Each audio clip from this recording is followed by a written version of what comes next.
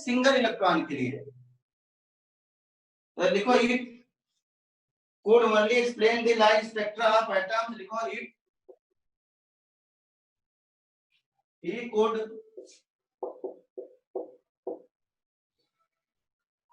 only explain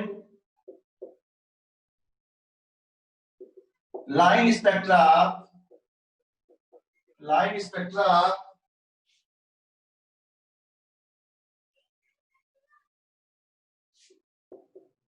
atoms containing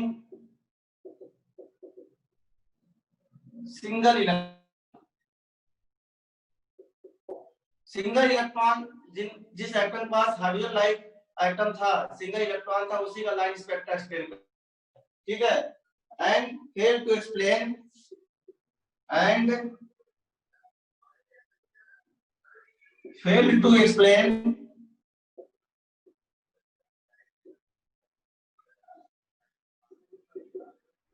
line spectra of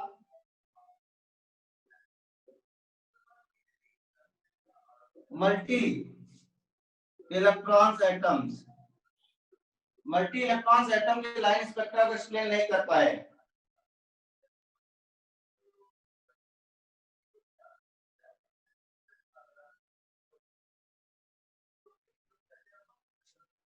दूसरा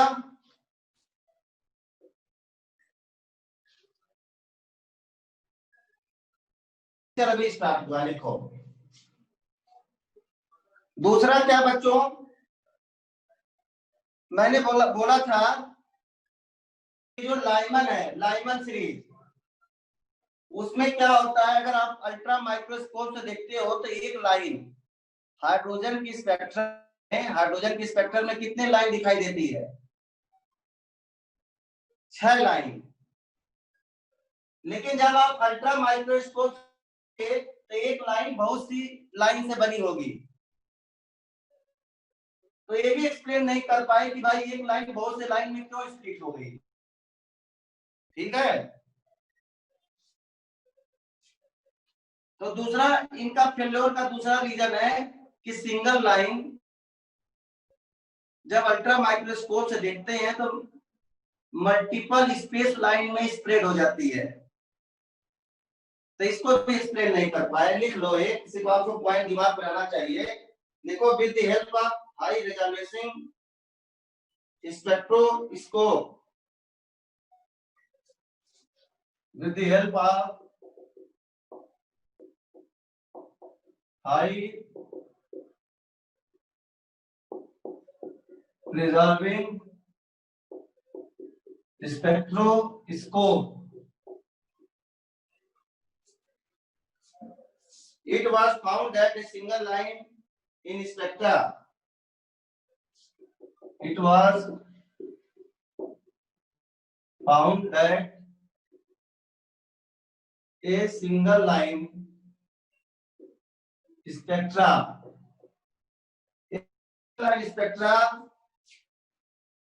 consist of number of closely packed line,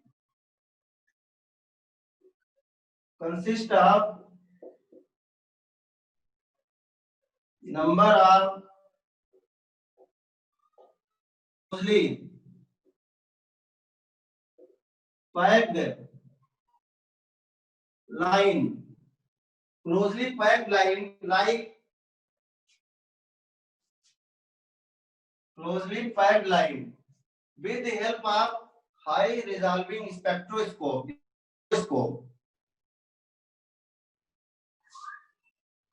after atom यार लिख रहे हो,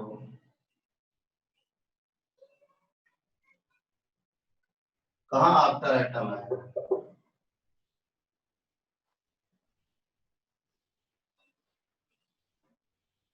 multiple electron atoms, multi electron atom. With the help of high resolving spectroscope, it was found that a single spectra consists of number of closely packed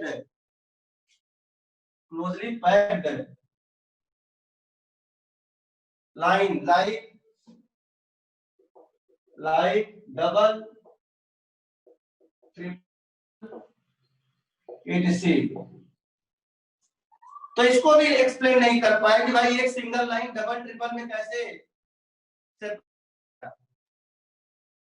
तीसरा और last है, इन्होंने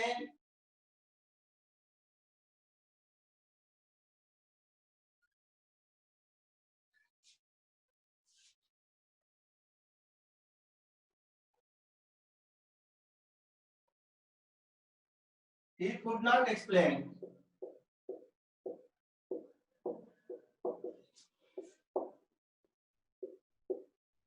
Riemann effect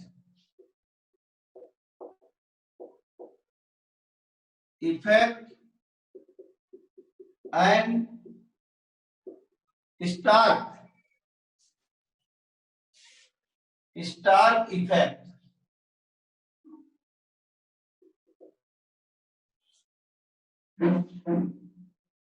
लिख लो यार, इसमें एक्सप्लेन क्या करना है। लैंग्वेज आपको पढ़ा दिया है, लिख लो इसमें।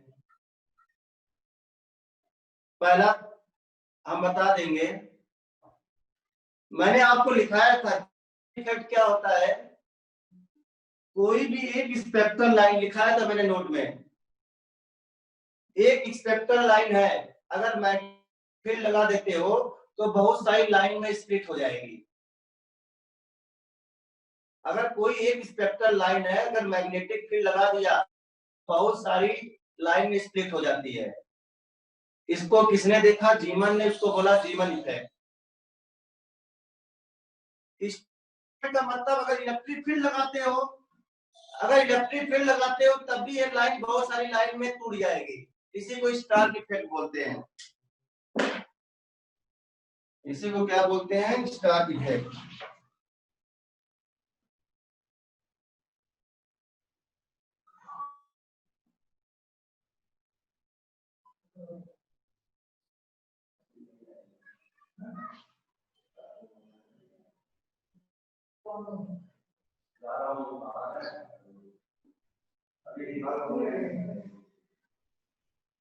अभी नहीं रहेगा।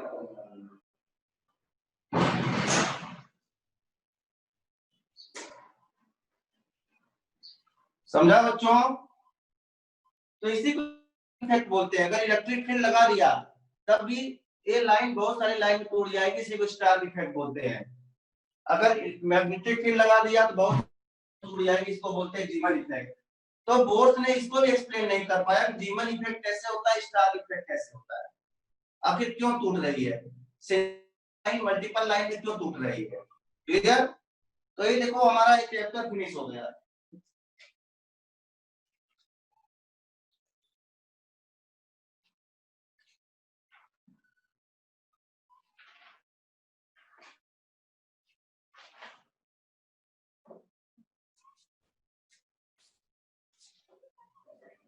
लिख लो।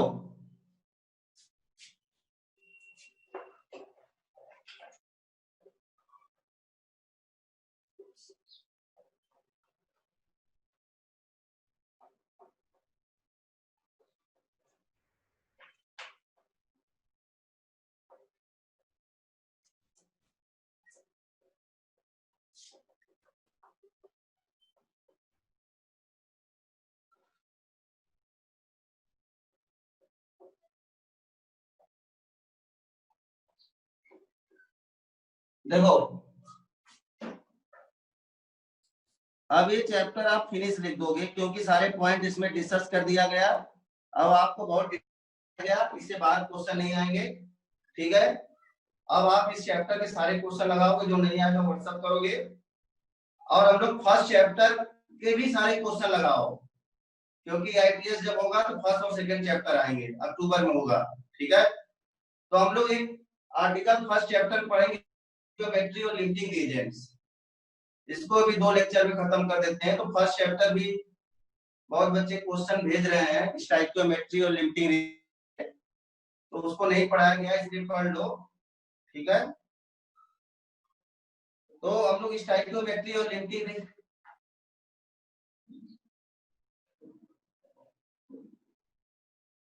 पढ़ा दे कि नया चैप्टर पढ़ाएं?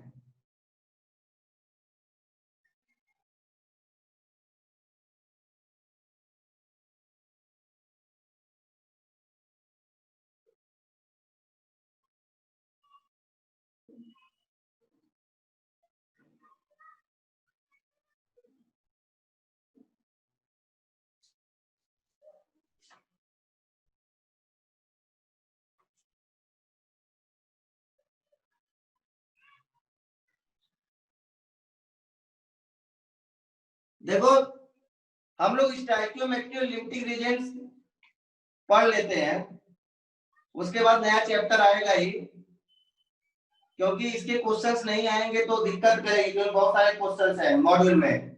ठीक है, तो आप स्टोइकियोमेट्री और लिमिटिंग पढ़ लो, फिर उसके बाद पहले चैप्टर के सारे क्वेश्चन लगा लो।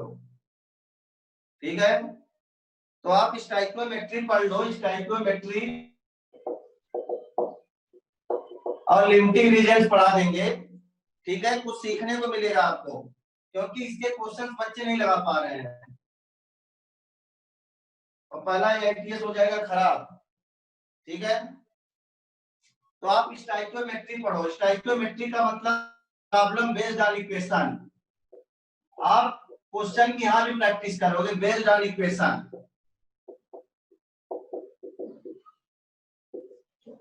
आपको क्वेश्चन से ही चैप्टर को सिखाया जाएगा। आप पढ़े भी हो तो, लेकिन आप नए नए कॉन्सेप्ट जानो। चैप्टर 1 का है स्टोइकियोमेट्री और लिमिटिंग रीजंस पढ़ेंगे, उसके बाद हम लोग चैप्टर 5 पढ़ेंगे गैसियस स्टेट। ठीक है, इसको भी पढ़ लो, आपको सारे चैप्टर पूरी तरह से कंप्लीट हो जाएंगे। थर्ड बैच में तो मैंने पढ़ाया ही है स्टार्टिंग से। अब देखो प्रॉब्लम बेस्ड ऑन इक्वेशन, इसका मतलब स्टोइकियोमेट्री का मतलब होता है ऐसा प्रॉब्लम जिसमें इक्वेशन बनेगा। एक चैप्टर का ही ये आर्टिकल, चैप्टर 1 का ही आर्टिकल है स्टोइकियोमेट्री और लिमिटिंग रीजंस पढ़ेंगे, इंपॉर्टेंट आर्टिकल है, पढ़ाना जरूरी है क्योंकि आप 11th क्लास में पढ़ रहे हो। ठीक है, आईएमपी है, बहुत सारे क्वेश्चंस इसमें आते हैं, इसको नहीं डिस्कस किया गया था। तो स्टोइकियोमेट्री लिख लो इसको अलग से आर्टिकल डाल के, बाकी सारे हेडिंग पढ़ा दिए हैं। देखो स्टोइकियोमेट्री का होता है ऐसा क्वेश्चन जिसमें क्या बनेगा, इक्वेशन बनेगा। तो इसके क्वेश्चन सॉल्व करने के लिए रूल क्या है?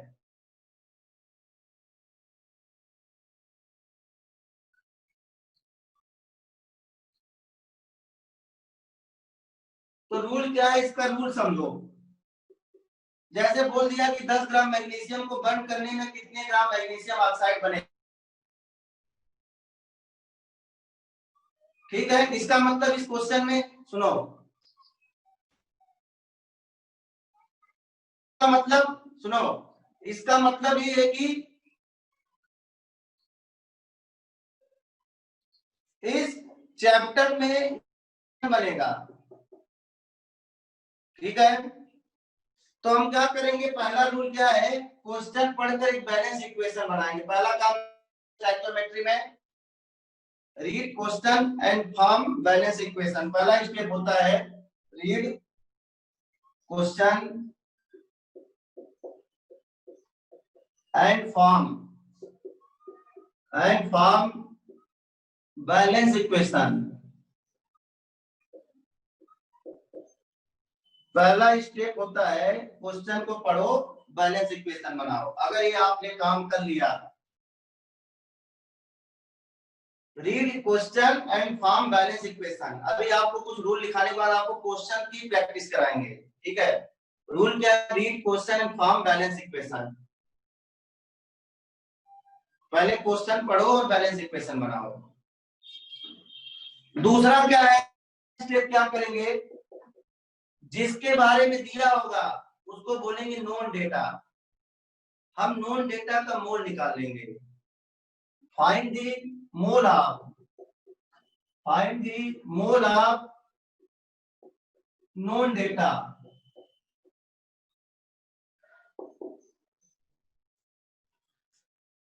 जैसे आपको दिया है,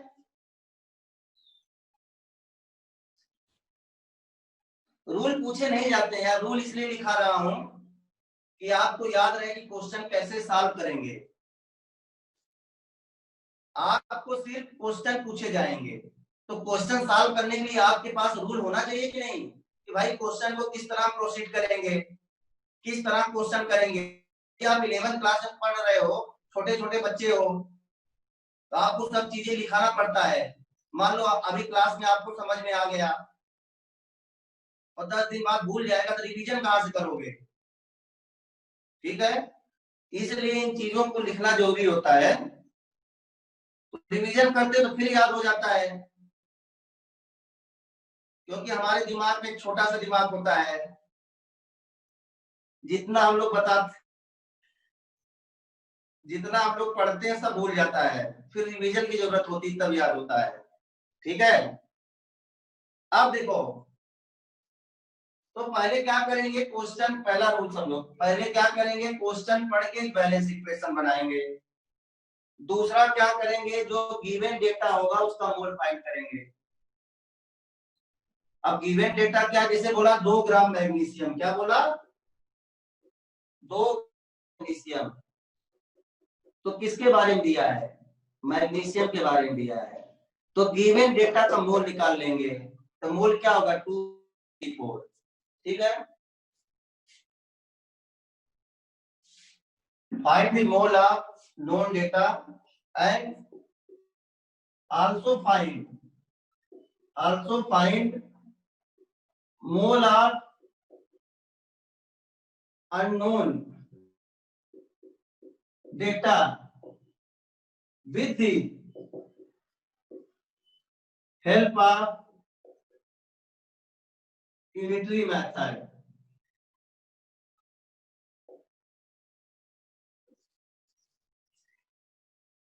हम क्या करेंगे, पहले अभी मत लगाओ, समझो, पहले हम क्या करेंगे, सबसे पहले नोन डेटा का मोल निकालेंगे, और फिर क्या करेंगे, जो अननोन डेटा होगा, अननोन डेटा का भी मोल निकालेंगे विथ यूनिटरी मेथड। आप बोलोगे कैसे निकालेंगे, अननोन डेटा का मोल निकालेंगे यूनिटरी मेथड से। कैसे निकालेंगे समझो, लिख लिया, लिखते चले जाओ।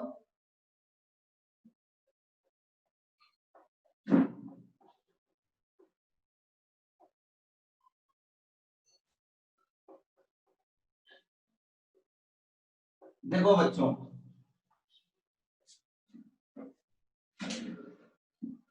जैसे बोला कि मैग्नीशियम को बर्न किया गया, मैग्नीशियम ऑक्साइड बना, तो बताओ बैलेंस इक्वेशन क्या बनेगा, Mg+2 इक्वल टू क्या, MgO।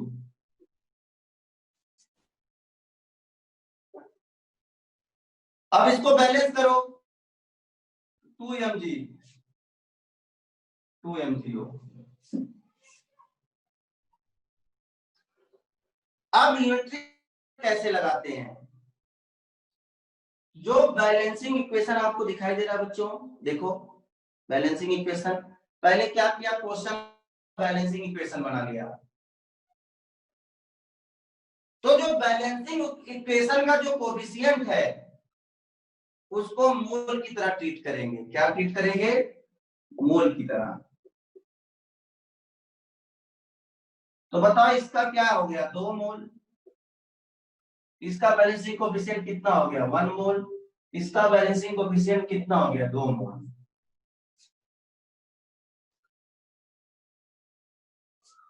जो किसी भी इक्वेशन का बैलेंसिंग कोफिशिएंट होता है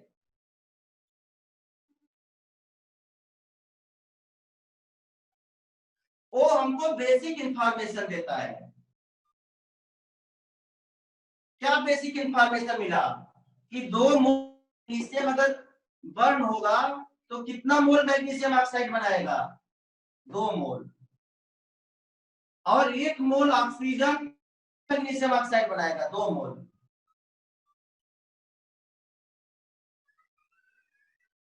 एक बेसिक इंफॉर्मेशन देगा। 2 ग्राम मैग्नीशियम का मतलब कितने मोल, 2 ग्राम मैग्नीशियम का मतलब कितने मोल, निकालो कितने मोल, तो 2/24, 1/12 मोल। अब देखो आ गया कि नहीं, अगर अब देखो 2 ग्राम मैग्नीशियम, अगर 2 ग्राम मैग्नीशियम बर्न होगा तो कितना, 2 ग्राम मैग्नीशियम का मतलब कितना मोल, तो कितना मोल मैग्नीशियम ऑक्साइड मिलेगा। तो आप क्या बोलोगे, अगर 2 होगा तो कितना मैग्नीशियम ऑक्साइड मिल रहा है? 2 मोल। तो 1/12 अगर मोल बर्न होगा तो मैग्नीशियम ऑक्साइड कितना मिलेगा? 1/12। ठीक है, वही है, इसको ऐसे सेट भी कर सकते। ठीक है, तो आपको समझ में आ गया कि जो किसी भी इक्वेशन का जो बैलेंसिंग कोएफिशिएंट होता है वो अननोन डेटा का मोल निकालने के लिए यूज किया जाता है। ठीक है, लिख लिया।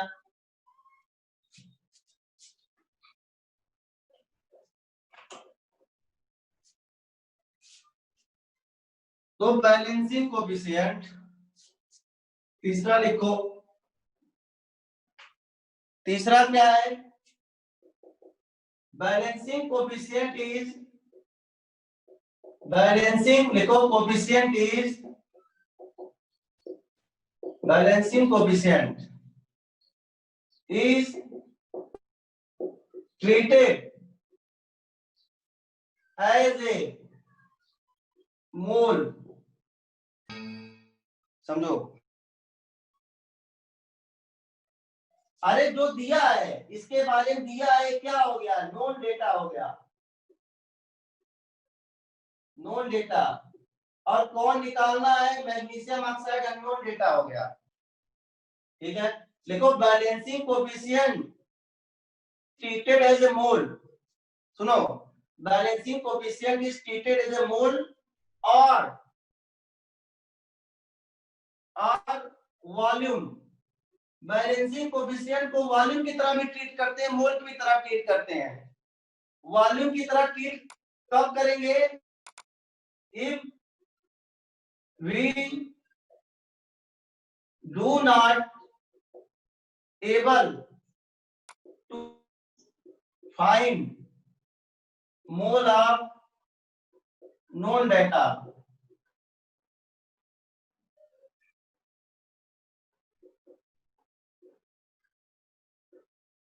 बैलेंसिंग कोएफिशिएंट को वॉल्यूम की तरह कब ट्रीट करते हैं? जब हम नोन डेटा का मोल नहीं निकाल पाएंगे। सबसे पहले हम नोन डेटा का मोल निकालेंगे। अगर आपने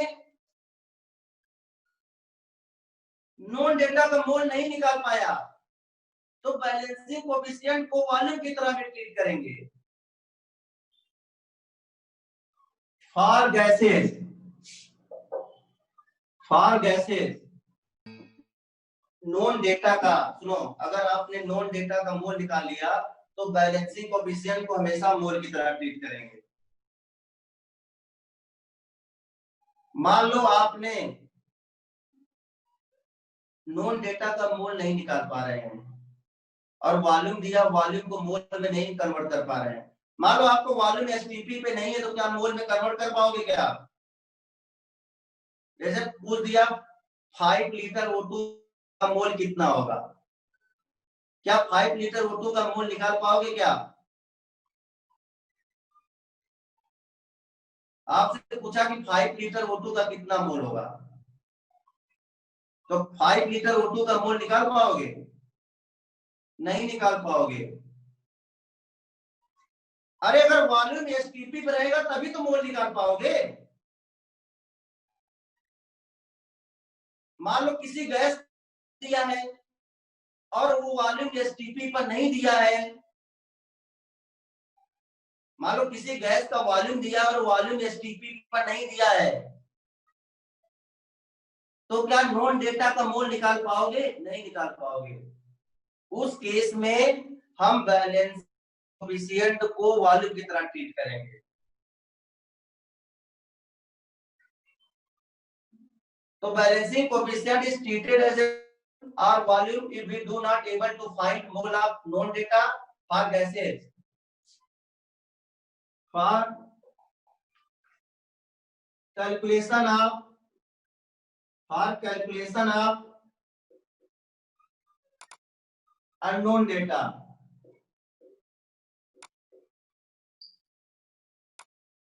बस इतना ही करना है। अभी आप क्वेश्चन से समझ जाओगे, क्वेश्चन करोगे उतना ही समझ में आएगा।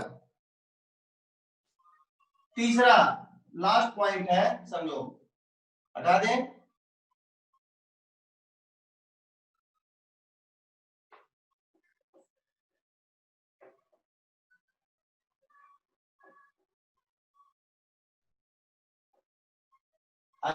मान लो एग्जाम्पल आप बच्चा बोल रहा था, एग्जाम्पल है जैसे आपको दे दिया N2 + 3H2 equal to 2NH3। ये गैस है, ये भी गैस है, ये भी गैस है।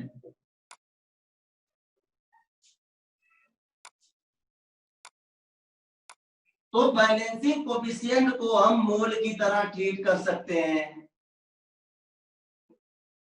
तो बता कितना मोल बच्चों, 1 मोल, कितना मोल, 3 मोल, कितना मोल, 2।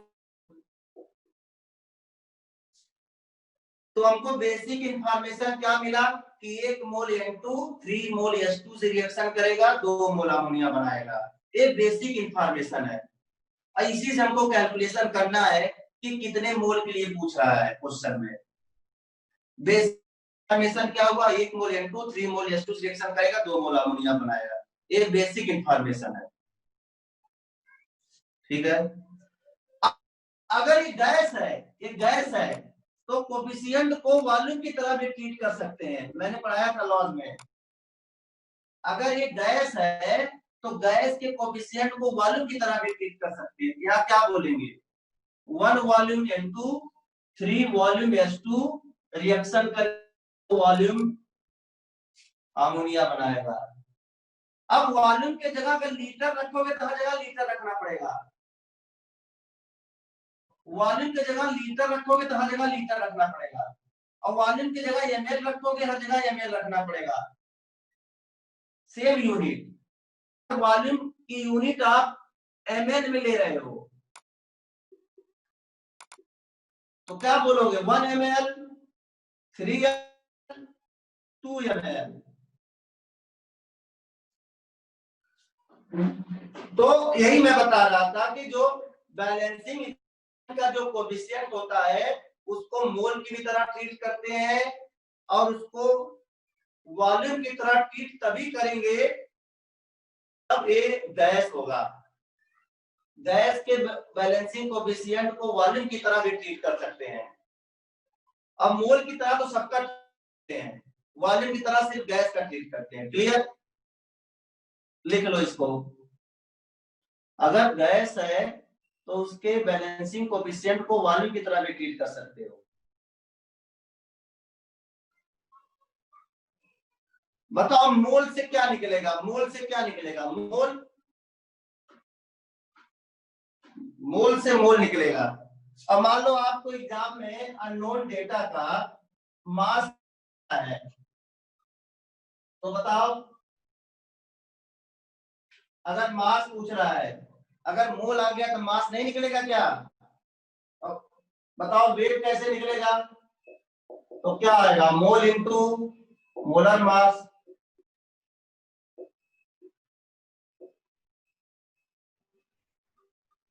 अगर आपने अननोन डेटा का मोल फाइंड कर लिया तो उसका वेट भी फाइंड कर सकते हो। अगर आपको अननोन डेटा का वॉल्यूम निकालना है, वॉल्यूम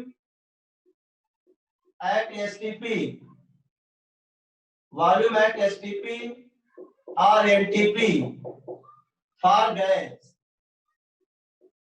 अगर आपने मोल निकाल लिया और बोला कि मोल मत बताओ अननोन डेटा का, वॉल्यूम बताओ, तो क्या करेंगे, मोल इंटू 22.4 लीटर कर देंगे। तो आप अननोन, पहले अननोन डेटा का क्या निकालना पड़ेगा, मोल। अगर क्वेश्चन में वेट पूछ रहा है तो क्या करो, मोलर मास का मल्टीप्लाई कर दो। अब क्वेश्चन में वॉल्यूम एट एसटीपी पूछ रहा है तो 22.4 का क्या कर दो, मल्टीप्लाई। बस इतनी थ्योरी है, आप क्वेश्चन करो।